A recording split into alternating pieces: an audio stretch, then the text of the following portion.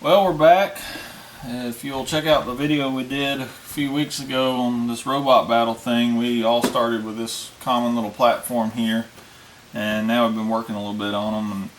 And this is Highlander Prime. That's what I'm calling this one. I've got a good bit done on it. I'm down to mounting a few things. I get this relay system mounted, which Kilo found these are really useful. So I got to get some stuff mounted, figure out a top. I think it's going to be a neat little design. These kind of fly out when it spins. We'll see how that works. These really good tires, and I think these little John Deere tractors from the Walmart had these awesome tires on it. These are really grippy tires. I'm real impressed with this, and it's just a little John Deere. This is not a radio controlled car or anything. It does have some talking stuff on it, but super good tires. So we're just going to breeze around, look at what people's got going on. We're all kind of working on these at this meeting. We'll just kind of see what everybody's got going here. And this is mine so far. Hey, Driveway Primitive. You may have seen me on other YouTube channels. Most of them sanctioned by the government, some not. This is my robot. Some of you may know that Still and I used to actually compete in Atlanta at a bigger event, and we're trying to relive some of those glory days here in our area. I made my robot out of a baking pan, and it is the Enigmatic. These wheels are my greatest feature, I think, other than this mug, and they are made out of a piece of equipment used to create yarn in a textile mill. So they have these little teeth on it. I don't know if you can see that, and I'm hoping that gives me a bit of an advantage traction wise.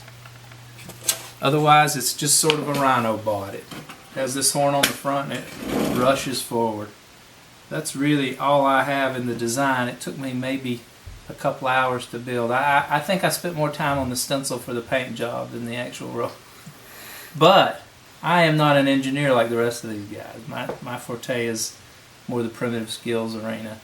I am happy to compete though. This is going to be a lot of fun, and I hope people tune in and maybe even try to participate in some way.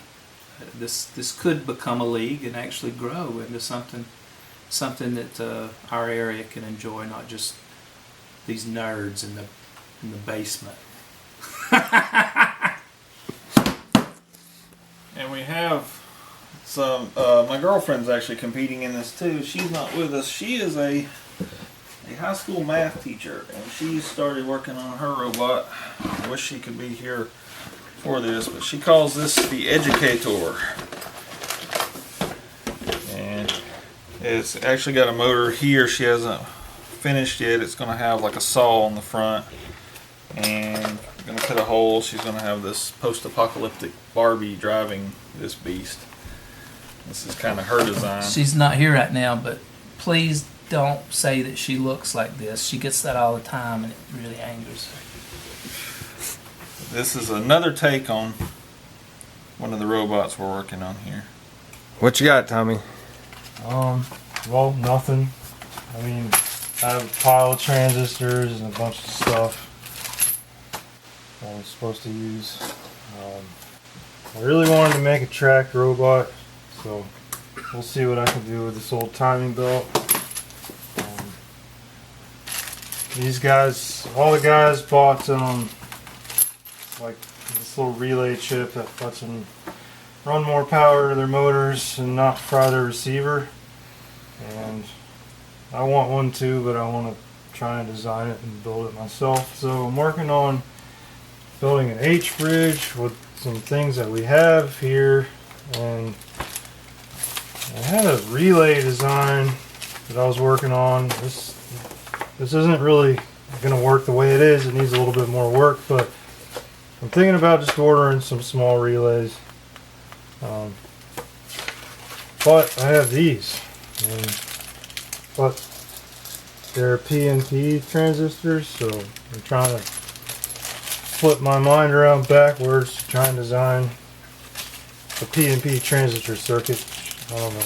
I understand NPN's a little better, I think. Well, I'm trying to build an H bridge, and I'm having a hard time keeping things from backfeeding, and I don't know. I think part of my problem is I'm trying to use bipolar transistors. This might be easier with JFETs or MOSFETs. If any of you guys know, leave a comment and tell me how to do this.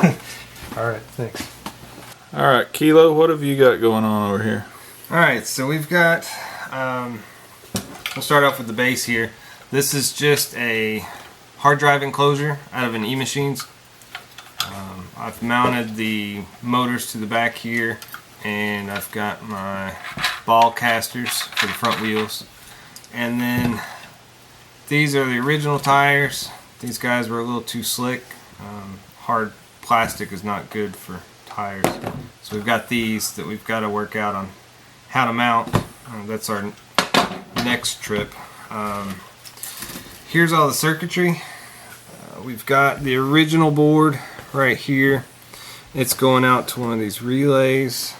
The relay then is getting its power from this 9.6 volt. So we've gone from 6 volt to 9.6, getting a lot more juice out of it, a lot faster.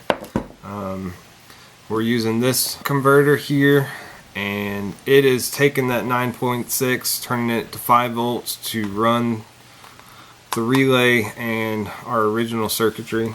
And then all of this is just folded up into a little box that I got that's a first aid box. Made a good project box. And both of those, the relays and the buck converters, available pretty cheap on Amazon, right? Yep, we will make sure that we've got links to both of those parts, and eventually we're going to do a video on how to hook those up and how we've got them wired so that you guys know how to do this yourself. Alright, let's see what Alex has going on. This is a really simple robot RC car from Walmart. Scrap wood, scrap tin, little bits of like flat stock, Home Depot, Lowe's, everywhere. And it's kind of halfway done. Started beating out the ends. Gonna beat out some more of it. Kind of curl the edges, so hopefully I can knock over a robot before I die.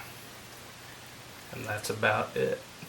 Stay tuned, there's going to be more videos throughout the builds, and there'll be the finale will be the day that we fight all these. Be sure and like our video, comment on it if you got some input or something, and subscribe to our channel. Do keep in mind that I don't think any of us have more than 30 bucks in these robots, and some of us as low as pretty much the original cost of 10 bucks in these things. It's something that you could get your kids into.